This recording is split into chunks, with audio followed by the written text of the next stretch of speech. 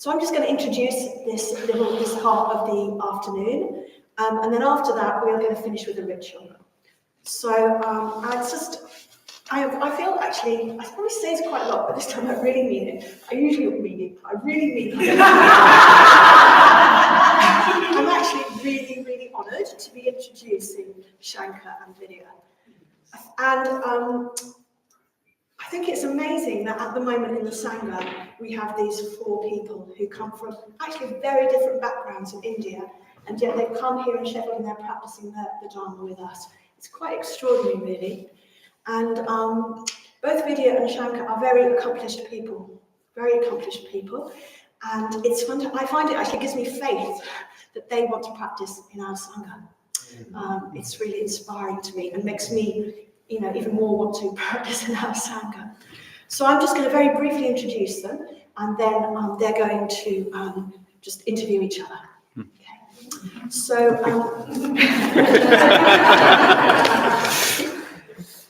Shanker. So Shanker was born and grew up in a rural village in Pakistan. And he was born into a Hindu community in Pakistan, and he found himself on the wrong side of the Hindu caste system. He was born into the Dalit community, which we've heard a lot about, the untouchable community. And because of Shanker's surname, which indicates his caste, he was twice rejected from university, even though he had the grades. And he was finally accepted after applying for the 3rd time. And at first, he decided when he did get to university not to use his surname. But he didn't want people to know about his caste and have to experience the effect of that. But all this changed when he heard about Dr Ambedkar. I think he'd heard about him a little bit more, but he read about him more at university. So he began to use his surname, and when colleagues found out about his caste, they didn't want to sit with him or talk to him. But he was inspired by the example of Dr Ambedkar, and he thought, I'm just going to do it. I'm just going to carry on. And he was no longer ashamed of his name and his community. And he bought himself a copy of a book by Dr Ambedkar, which is called The Annihilation of Caste, and some other books about Buddhism from the internet. And actually, this was a really dangerous thing to do at that time in Pakistan. Shanker was telling me how the student hostels would be raided by the police to see what people were reading. So it was actually, he was taking quite a risk when he did that. And again, he found himself discriminated against, even though he did really well. He couldn't get a job because of his caste. So eventually he moved to the UK in 2018 to study for a PhD. And he won prestigious scholarships to allow him to come here. And then he came along to the intro course, became a mitra, and he's currently doing a postdoc and living here in Sheffield with his wife and child. So I first met him on this newcomers course, just really impressed with his integrity, actually, and he was really asking lots of questions, really trying to find out what it was about. And it was interesting because I think you came here to meditate, didn't you? Learn to meditate. You didn't know the connection that Sri Rama has with Ambedkar, even though you'd actually come across Ambedkar independently. And we also ran a newcomers course together. We were on the team for that together. And I just so enjoyed your positivity and your real willingness to serve, to do what was needed every week. It was great. So great that you're here, Shanker. Thank you. And Vidya. So Vidya's a social science researcher. He's working with a university in the UK. And he did his intro course here at the centre in 2015. And he's been an active member ever since then. At times he's gone back to India, but luckily he's always come back. And it was in 2018 that he met Shanker. So Vidya comes from a very different part of the caste system. He comes from the Brahmin caste system, and he grew up in Rajasthan. And as part of his upbringing, he was conditioned, both subtle and obvious ways, not to behave the way that lower caste people would. And that's lots of different ways that happened. But for instance, his grandmother used to tell him off for eating food with other people from different castes and for having friendships with people from different castes. But Vidya never took that very seriously and tried to challenge it at all times through his friendships with people from different castes. And later on, he chose to become an Ambedkarite and did a PhD on urban poor, caste and public housing. So he currently lives in the men's community, And he's such a lovely member of the Sangha, so warm, so great that he's here in Sheffield. He also told me that he did, for a time, work as a speechwriter for a minister. For the Minister of Housing in India. So, and then he's written my speech, which is... So,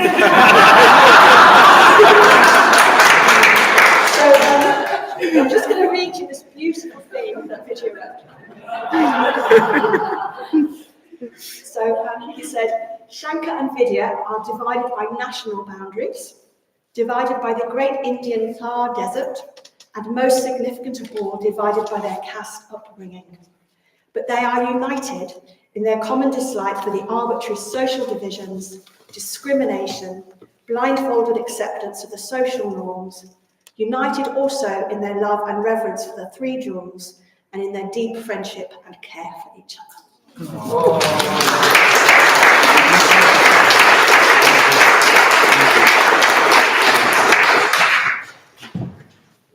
I don't know if I'm audible enough. Yeah, it's good. Okay. So, hello Shankar, and hello Sangha members. Namo Buddhaya and Jai Bhim. Jai Bhim. So, with a profound sense of gratitude and reverence towards my teachers, some of them are sitting here, and love for Sangha, I would like to start this afternoon by through a series of chronological events of our lives. But I would just also want to take this moment and opportunity to rejoice in Shankar's marriage.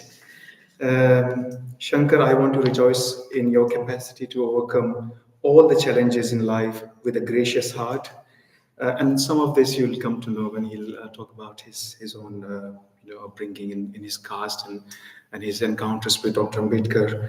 But what may not become obvious is his capacity to overcome all the bitterness that one can have or can cultivate through some bad encounters or bad experiences with love and dignity.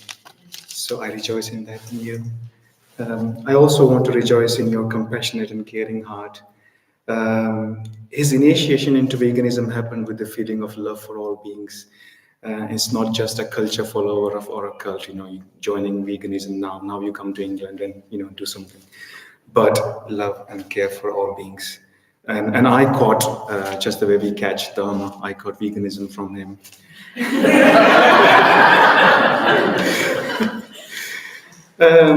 Also came very, very strongly when I went back to India for 2 years between 2021 and 23.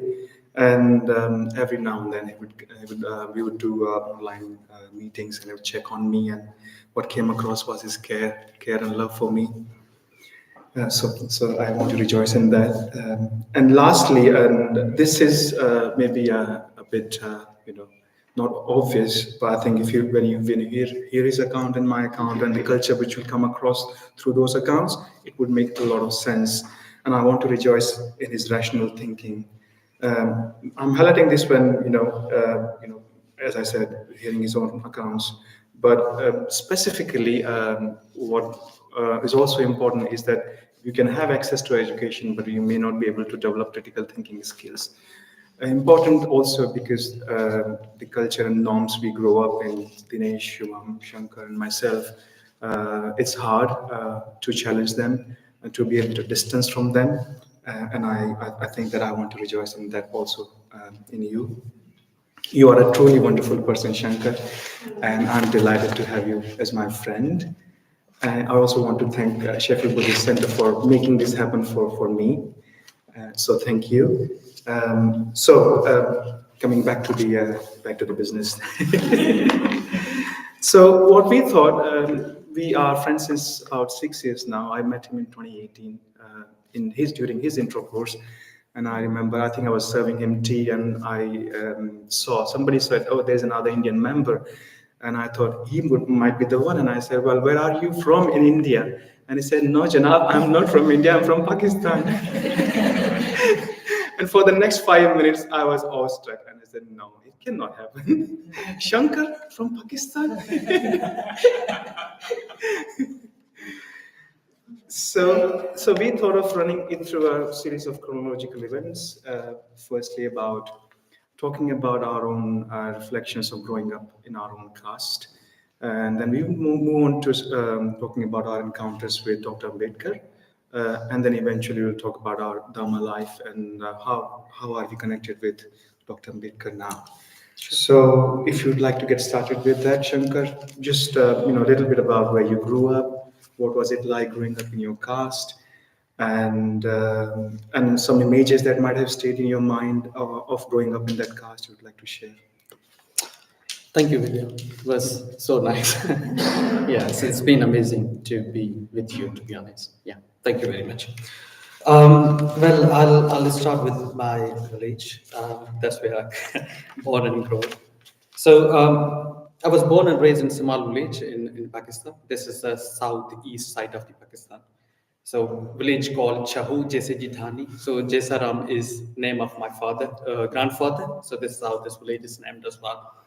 So imagine, so my village or home district, actually, this is district Tharparkar, that's where my home, this Saman village is. So we share border with India from eastern side with the state of yours, Rajasthan, and then Gujarat.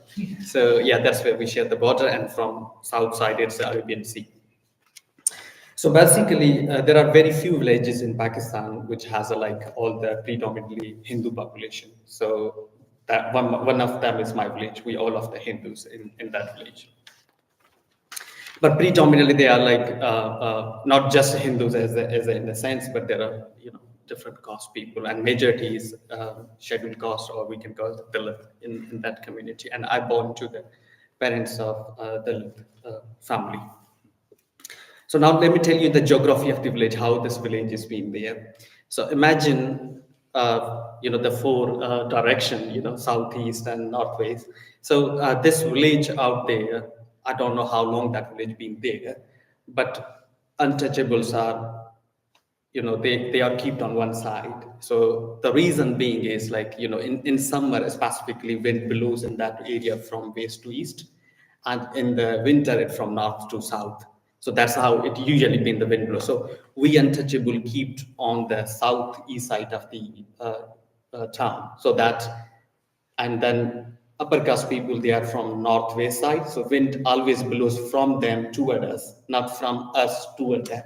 So it's because of fear of pollution. They don't want even air to pollute them, So this is why we are not allowed to go on their sides to acquire the property or even visit their community. So the community out there, they call them as a Chahu Sutar. Sutar is one of the community from upper caste, but they call, I think it's from Shudras community. Yes. But they do discriminate untouchable people based on that system. And so this is how the geography of the village is. And regarding my education, I'm the first generation learner from that community, to be honest. And my parents never went to a school. They never had a education. So I'm the first one from my parents, and in fact, from the entire village, I'm lucky to go to the university. That's the first from the village. Although there were 3 primary schools in the sides of the upper caste people, we had one school. Although we were in the majority, but we had only one school, and then upper caste they had 3 schools, and we were not allowed there to study in that schools. The reason again being because they were predominantly from upper caste and they had fear of the pollution, so they never allowed us to go to their schools. And then, so what happened at one point is our school was closed, and then my grandfather went to the government officers in the home district. So, and those officers are usually coming from Muslim community. They are feudal lords. So he asked them, can you please allow us to, or give somehow some direction or order to those people upper caste so that they can allow our children to be enrolled in that schools. So then, because of their sanctioning, the feudal law sanctioned, with the letter in order that allow these children to be enrolled in the school. So this is only year 1998. So can you imagine that? Is we talked about Ambedkar in 1950, but this is happening. It's very, very recent. But discrimination didn't end there. So we were allowed to sit on the floor, not on the benches. We were not allowed to drink water from the tank, which were for the school, but we were not allowed to drink water from there. And teacher wouldn't touch our copies or books. Again, the fear of the pollution that they will bring us. So we'll keep it on the one side, and we never allowed to have friends with the upper caste people. So we always kept away from them, and they were never allowed to mingle with us or like have a friendship with us. So yeah, this is really it. Like this is how I grown up there and got my primary education over there. So Vidya, if you allow me, I'll share one more experience of my strong image from which is related with the drinking water. So what happened? I was almost of 7-year-old or so. I broke my left arm playing with siblings somehow, and there's no medical facility available in the village. So we have to travel to a city. So my father took me from village to a city for medical treatment. And we stayed there for some time. Then we were referred from that city to another city for the medical treatment. So we were traveling by bus. It was a summer time again, and as Shubham mentioned, there's very hot there in summer. So temperature, specifically Rajasthan and that region, goes to up to 50 degrees Celsius, just scorching heat. And you can't keep water in bottle all the time because it get hot and you can't drink it.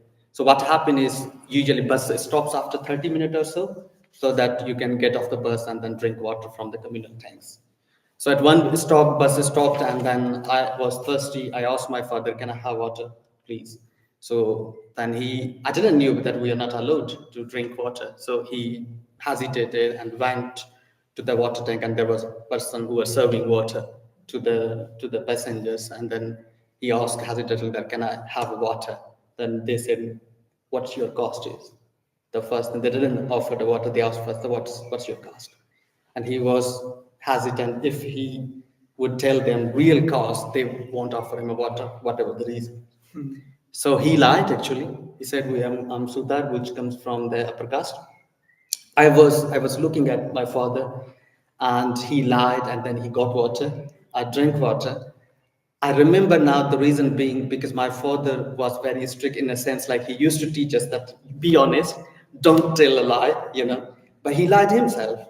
So I knew that why he lied, because again, I was a 7-year-old, but not that much understanding of that system. But I knew because if he wouldn't have lied that time, we wouldn't have water. So yeah, it was really a strong, image that is really stuck in my mind. And when I heard this first time from you, must have been a long time ago, and what really stayed in my mind, or the image that conjured up in my mind, was about the encounter between Prakriti and Ananda. Actually, I heard this from you pretty long time ago, and the encounter goes like this: that Ananda, the attendant of the Buddha, the Blessed One, is sent for an important mission, and when upon returning, he notices a well, and there was a lady coming from untouchable caste, and he reaches out to her and asks for water from her. And the lady replies to him, "O nobly born, O holy monk, I am from the untouchable caste, and I cannot serve you water lest your holiness be contaminated." And upon that, hearing that kind of response from Prakriti, Ananta gently and politely asked, "Lady, I didn't ask for your caste, I asked for water." And even though these are seemingly opposite accounts, but I think they really connect and say something about the discrimination, separated also in between 2,500 years of time or so, but really speak of the discrimination and the oppression and prohibitions that caste Hindus have been committing on the other non-caste Hindus, primarily the Dalits. Any other image that has stayed in your mind, Shankar, if you would like to share that?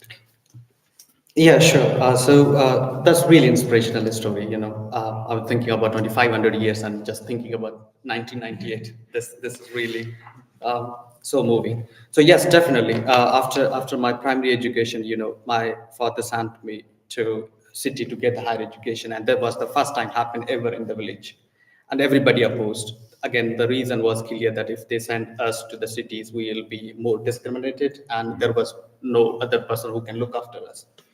But my father took a bold decision. He sent me to a city to get education. And I feel today like I was lucky among all those children in the village who got that opportunity to go to the city and get further education.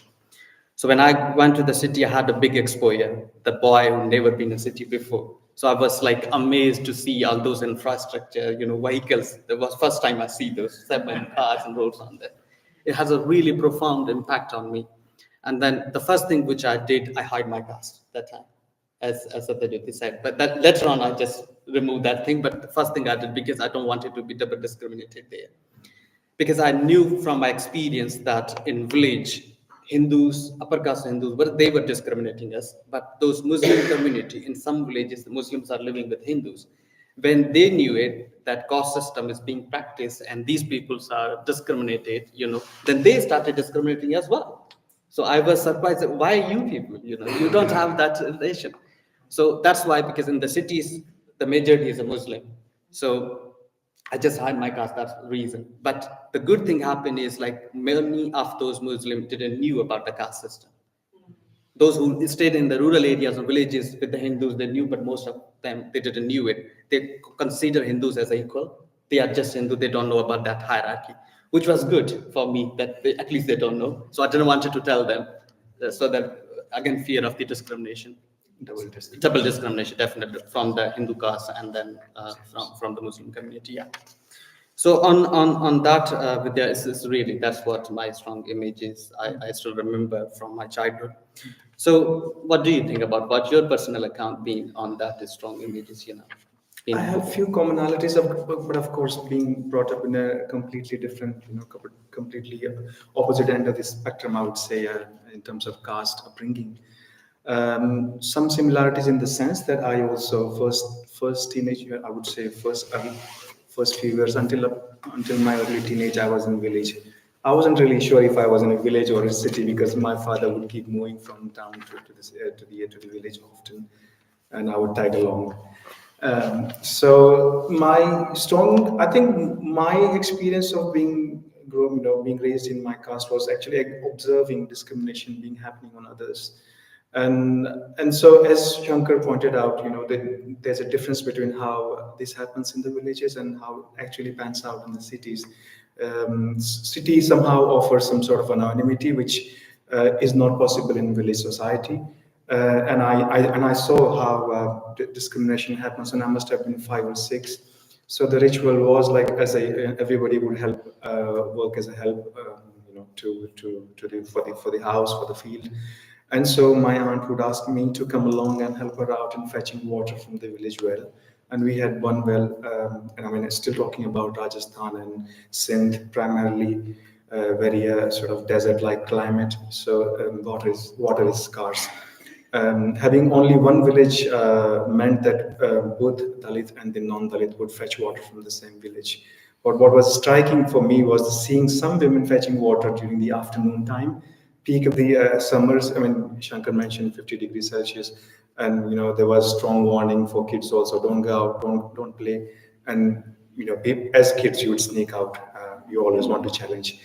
And I would go around and see some women fetching water during the daytime, which was something that we didn't practice as a ritual in the household.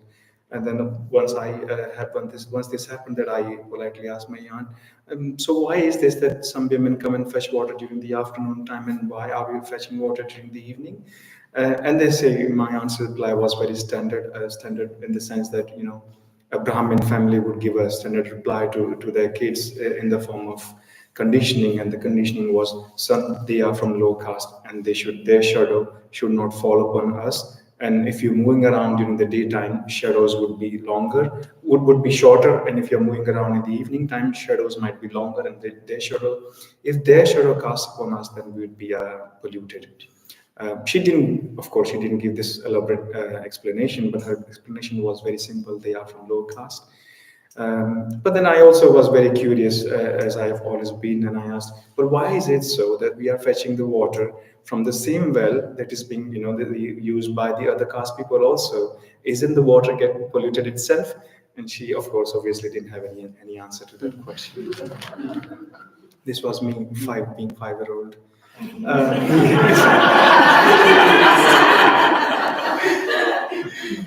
I also did notice how even very lovely people, you can see that 5, 6, 7 year old, you can start seeing people and figuring out, oh, these are really lovely people, and they were discriminated in very many ways. I mean, the image that stayed in my heart was seeing people made to sit where you leave your shoes, and the strict sort of sanction was that you should not move beyond that point.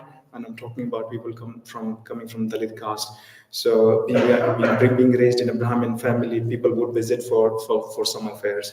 But those who were coming from the lower caste, so-called lower caste, were made to sit where you leave your shoes. And I would always, I would have questions there. I would have a sort of emotional response to that. What is happening here, and why are so lovely people not allowed to come and sit on a bench? So that was another strong account that stayed in my mind. The last one I would want to say was about when I became an adult and moved down to Jodhpur, which is another city very near to your place, Shankar.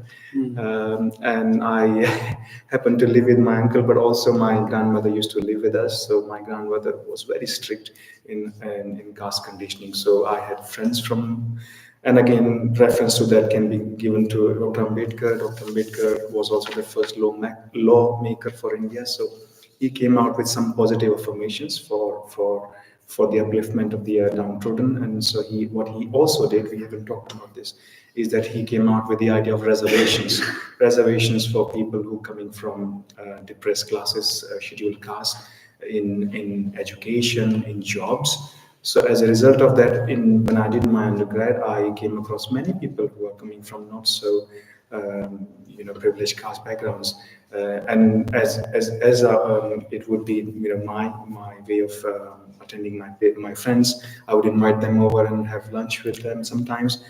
And my grandmother would get furious at me. First things first, she would ask, "What is your caste?" to my friends, which was quite embarrassing, to be honest. And later on, she would scold me that how can you, being a Brahmin, coming from a Brahmin family, eating food in the same plate with a Dalit caste or a Shudra. You are not a Brahmin, and this will go on for a week at least. So that's the kind of image that. Yeah, it's really strong. So when I was reflecting what you said, as a kid, when I was growing up in the village, we were not allowed to mingle with the upper caste people, and they were not allowed so as to play with us or even have a friendship with us. So I was like, they were strongly conditioned in that sort of the environment. So I was just thinking, how does it become possible for you to coming out of that, Brahminical sort of conditioning? Because I'm just assuming it must be a strong conditioning out there. So how Yes. that happened? How you come out of that sort of conditioning? Yes, it is an important question. I don't have, unfortunately, a strong answer to that. I can say mysteriously. I can also say there was a heart's response to such conditioning early on. Intellectually, I figured this out maybe through my interest in social sciences when I started reading more about caste hierarchy, the social stratification. I figured out, oh, some of this is actually not making sense. But also being raised in Brahminical way of upbringing, as you said. I think some of the things like superstition, beliefs, false beliefs, I would say, never strike a chord with me. So I suppose there was a process that initiated very early on for me. And then when I became a Mitra in 2018, I gave up my Hindu affiliation. So that was a strong sort of moment for me to just make a point for myself that this is enough for me, and I don't think I belong to Hinduism at all. So yeah. Thank you, Vidya. Should we move on to the second session now, please? Yes. Yes. Thank you for the prompt.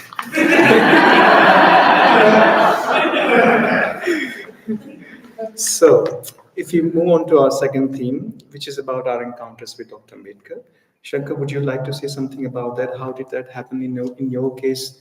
When did that happen, and what impression did it leave on you?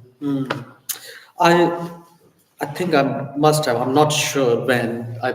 when I was in my secondary school, that's when I heard about Dr. Ambedkar from word of mouth, from my Dalit community. So they say like Dr. Ambedkar belongs to us, untouchables, and he wrote the Indian Constitution. I think that was the first thing which I heard about Dr. Ambedkar. But the first time I read about Ambedkar was in 2014, as when I was in university, as Satyajyoti mentioned. Before there was no available of literature, even though I was interested in it. But because of that sanctioning of revolutionary literature that time in early 80s or 90s by the military regime in Pakistan, they won't allow to read any revolutionary literature. So that was the reason I didn't able to read. But in 2014, when I was doing my master's in Melbourne University after finishing, that's when I had access to internet and I downloaded this book on Annihilation of Caste. That's the first book I read about Dr. Ambedkar, 2014.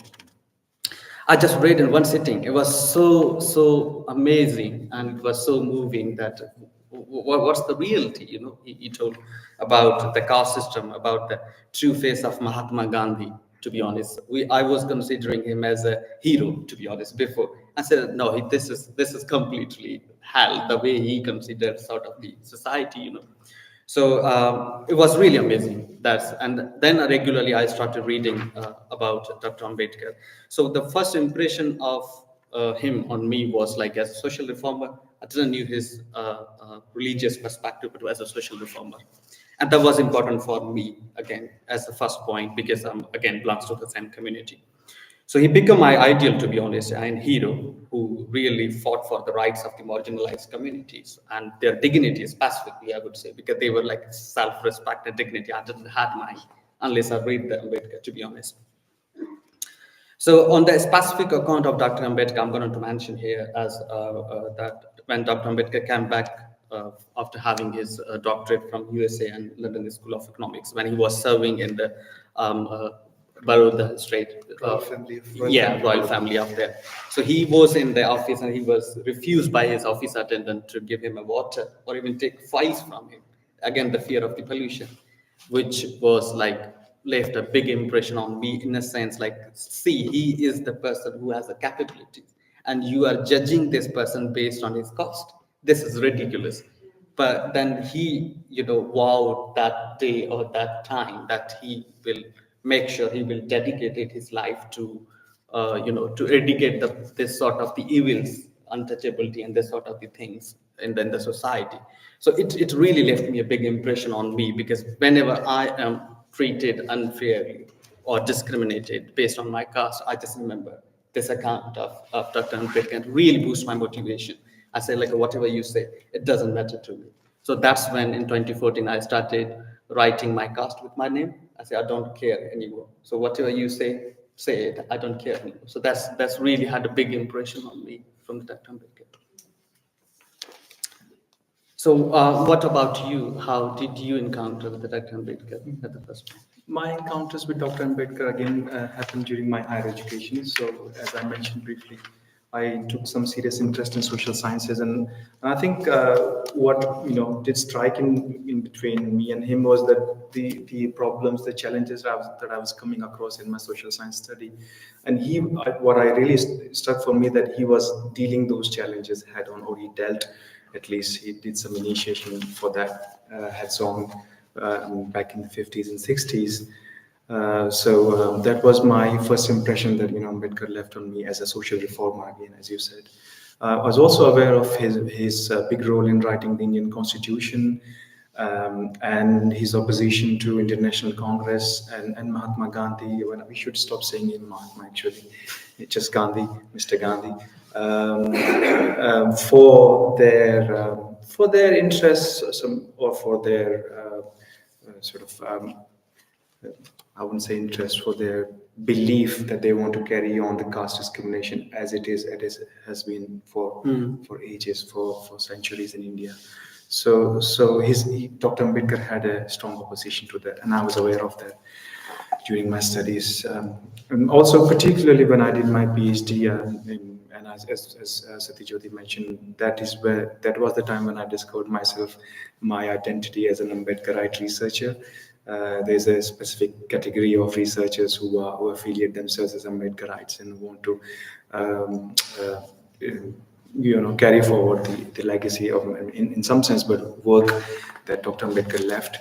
And so I ended up finding myself in a community near, two communities near Mumbai. One of them was predominantly caste, Dalit caste Hindus, and the other one was non-caste, or I would say non-Dalit.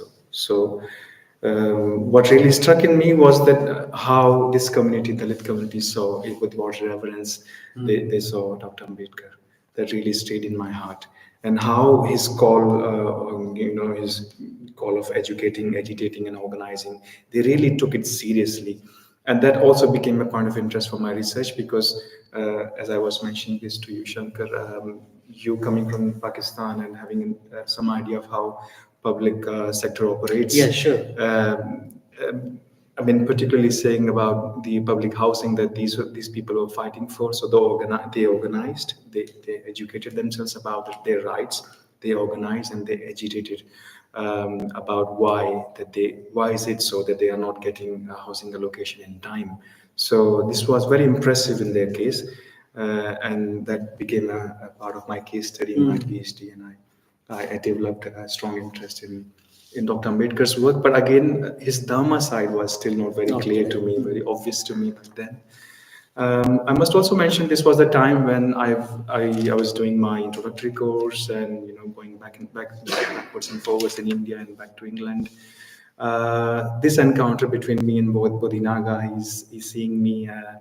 And when I express this, I'm doing this research on India, and I say, hey, I want to gift you this book, which is Ambedkar and Buddhism. Oh, that's not the same book, actually. This is the copy from the library, but he gifted me that book, which left a profound impression on me. A little bit of that will come up in our next theme. But I just wanted to say that up until then, in my interaction with Dr. Ambedkar's work was more on a social science research basis, a political figure, a reformer, but his Dharma side was still not very obvious to me back then. Yeah. So shall we move on to the theme issue, which is about our Dharma life and building a deeper connection with Dr. Ambedkar. Would you like to say a little bit about how did you end up being at the Buddhist Center? When did that happen, and what is your connection with Dr. Ambedkar now? Thank you, Vidya. Satyajyoti has already mentioned about that, so I'll kind of give you a brief of that one again. So I came to Sheffield Buddhist Center in 2018. So the first time when I came to UK and Sheffield for my PhD studies. So I was looking for meditation that time. I was doing meditation before, but I just wanted to learn properly. So I just Googled, is there a meditation center in Sheffield?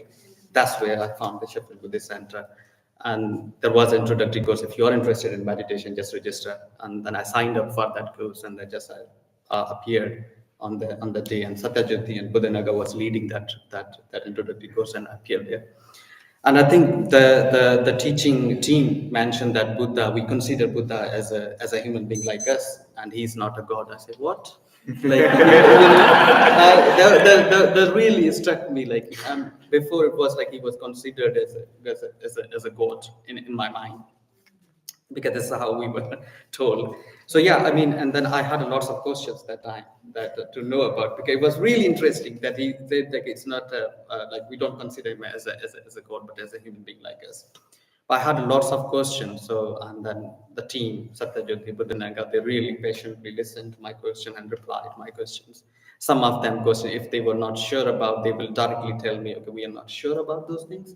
I would say, yeah, really? When religious teacher, they either knew the answer or they make up the answer. From my experience, to be honest, they say we know everything. That was oh my God. So it really left me a big impression on me. And then also when I came here, everybody was welcoming. And that was the first time ever in my life, nobody asked my caste. I say, well, okay. So they are not bothered about my caste. So it really, it feels me like I belong to here. This is my family. So nobody ever asked, that sort of the background, or nobody sort of the discriminated the way I was discriminated, to be honest. So that's how I became the integral part of the Sangha then, because I took introductory course and then say like yeah, this is how I want to practice Buddhism. So I become the part of it. And in terms of the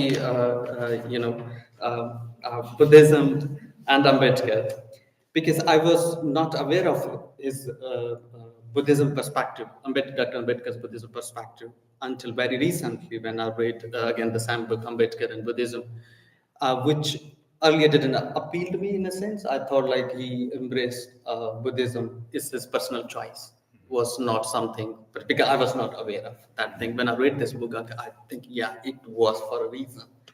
So really, when I was reading this book, it really blew my mind in a sense, like the way Dr. Ambedkar was considering the comparative analysis of big religions like Christianity, Hinduism, and Hinduism, and sort of, and then he saw the inequalities in those fundamental inequality on those religion, and then self-declaration of God either or the messenger of God, like these sort of the things, and he was very critical on those sort of things. And specifically when he did a critical review on the Buddha and Karl Marx, and then Buddhism and modern world, and why modern world should take Buddhism as a religion if somebody wants to. It was really left me a profound impact, that how like he considered Buddhism as a man thing. Because for him, when he took a mass conversion happened, because when I was reading this book, he don't want to take a sangha, because we usually took the three refuge as to the Buddha's Dharma and the sangha. He don't wanted to take a refuge in sangha, because the way sangha was practiced in traditional Buddhist country back in India or some other country, he said like, this is not a sangha, we should practice now. So it really was, he has a critical analysis of that sort of the way it was practiced. I think it had the same, my values as well. Like this is how I see the things as well. This really left me a good impression of him, of this spiritual side, because from my own perspective, I consider religion as a deal. You just sign it, and then you just blindly follow it. Don't need to ask a question. But then from a spirituality perspective, I would say it's a more journey.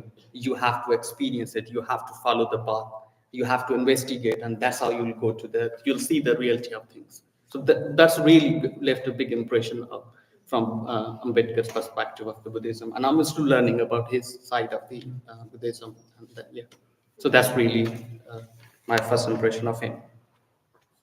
And how did that happen to you then?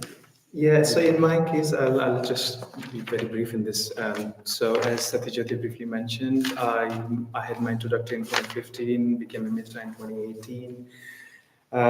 In between, I was everywhere, but I was also listening to the commentaries on Dhammapada. So there was that actually brought me back to Buddhism, and I decided that I want to give up my Hindu affiliation, and Buddhism is the real deal for me. Went on from there on. I've been a part of an active member of sangha, and I live in the men's community. So my faith, my shraddha in Buddhism, in the three jewels has grown in many folds. But specifically about Dr. Ambedkar, up until I didn't read this, but when I read this, as you mentioned, Shanker, specifically on his interactions with Bhante Sangharakshita was something that was of keen interest to me. And what we come to enjoy here is, Sangha, spiritual community. The seed of that actually, I think, must have come from Dr. Ambedkar, because of his own survey of Buddhism for about 8 years. He was, as Shankar mentioned, looking into various religions, but also he was looking at Buddhism very critically. And he found out the way it was practiced back then, at least in some countries in East Asia, in a very idolatrous way, in a very, people are a bunch of idlers who are seeking some states of higher states of mind for the sake of their own, the Hinayana version of Buddhism, to be frank. And so he was very critical about the difference between the laity and the monk. And so I think my connection with Dr. Ambedkar is very sincere and deep now. which wasn't there until I read this book. But I think what I really want to highlight here is that what I'm enjoying right now through Sangha, through men's community, all of this I owe this to Dr. Ambedkar. The idea of this having come from Dr. Ambedkar to Bhante Sangrakshita and thereon to benefiting us. So that's my connection with Surely their encounter and their having meeting before he converted, so definitely they had left a big impression on Bhante Sangrakshita. Yes, definitely. that's right. Yeah. So thank you, Vidya. We are almost at the end. We took a little bit more time. So let's conclude the session. Yes. So how would you want to conclude what we say about this? Yes, I did a bit of thinking on this. So I thought, as we have also listened from Shubham's and Dinesh's account and yours, Shankar, I believe that Buddhism should not just remain as a religion of untouchable. So I'm just talking about where Dr. Ambedkar left his work and the scope for us, for me in person. I'm just thinking out loud for myself here. Should not just remain as a religion of the untouchable. Baba Sahib himself expressed the desire, and he wanted all caste Hindus to embrace Buddhism. As for the achievement of liberty, equality, and fraternity in the society, we would need all the people being a part of the same stream. In other words, their moral compass being oriented to the same north, which is the Buddha Dharma. That's my concluding comment. And you? Thank you.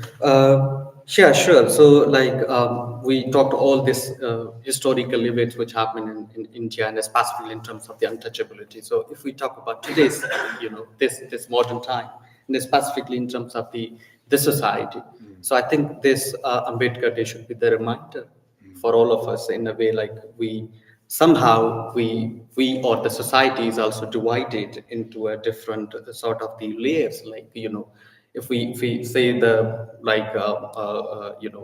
gender basis or these are the different kind of the ethnic deviance, in racism or gender divide or sexual affiliation.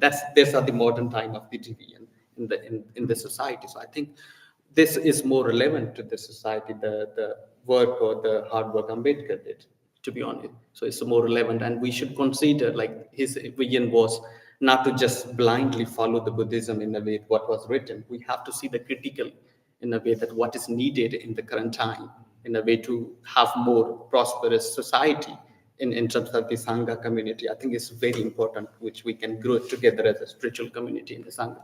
That's very much needed. To carry forward the legacy. Yes, forward the legacy and his vision. Yes. Yeah. Yes. Thank you very much. Jai Bhim. Thank you, Shankar.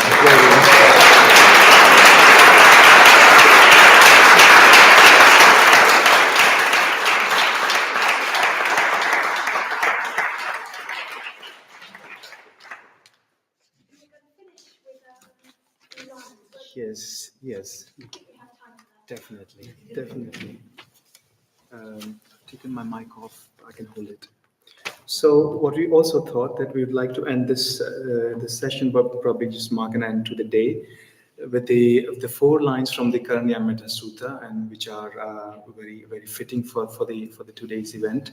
So maybe we can take a couple of seconds to just arrive in our bodies and just still ourselves and close our eyes if you'd like.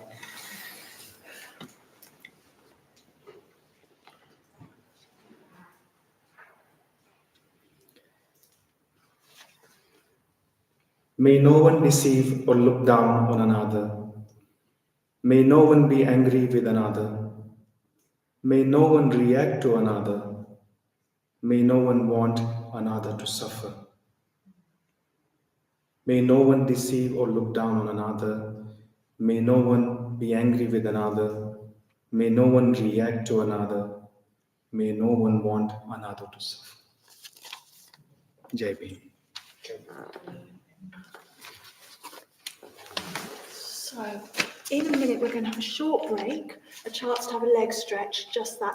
And also, if it's a bit later than you thought it might be, just please feel free to leave if you need to. I think we'll probably be another 25, 30 minutes after this. And before I just thank you again, I just wanted to say something very briefly. Shankar mentioned gender. And it just so happens that we happen to have everybody who's been up here today from India and Pakistan is a man. However, I just really wanted briefly to say that Dr. Ambedkar was he was quite a forward thinker about women's rights. And he has a wonderful, he says, I measure the progress of a community with the degree of progress women have achieved. And I won't say much about it, but he did a lot of work in the constitution to try and get rights for women through all the different castes in India.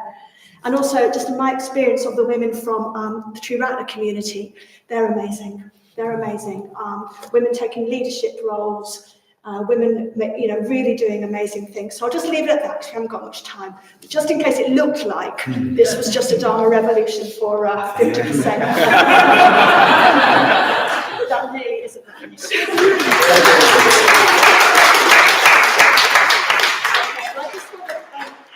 Let's just have a round of applause for all four of our speakers. Fantastic.